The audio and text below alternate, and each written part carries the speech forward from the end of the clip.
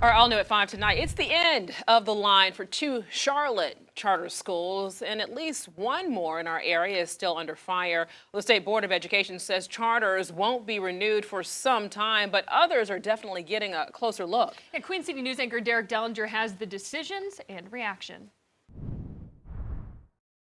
For some of the schools that were on the hot seat, much of this was not a surprise. Eastside Stream had been working to right their issues, but they will not be able to any longer. Also on that list, Invest Collegiate. Both will have to end operations by the end of the school year.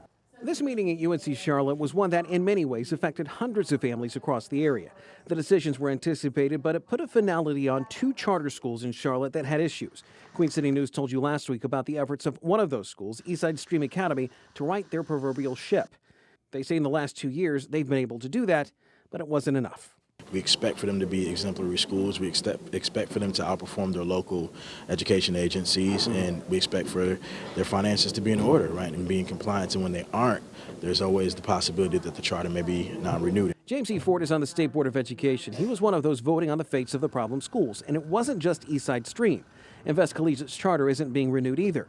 Other schools in our area noted some issues, Langtree in Mooresville and Westlake Prep in Lincoln County, but the state saw they were making progress. Cabarrus Charter Academy has been given a 3-year renewal. It's a minimum renewal, yeah. The issues with the schools varied. In the case of Invest Collegiate, the state said there were issues with truancy and performance.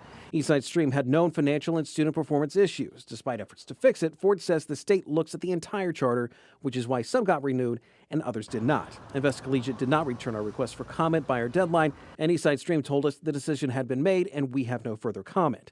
Ford noted that if a parent still wishes for their child to go to a charter school, they need to look at more than just the performance. When the business side is not in order, it throws the whole thing in flux. And so not only do you want to send your child to a school that's high achieving, where there's good teachers, etc., but you also want to make sure that the fiscal house is in order. The state says there are some indications that Langtree, Westlake Prep, and Cabarrus Charter are working to fix their issues, which is why they got those renewals. As far as Eastside Stream is concerned, though, that future is uncertain. In University, Derek Dellinger, Queen City News.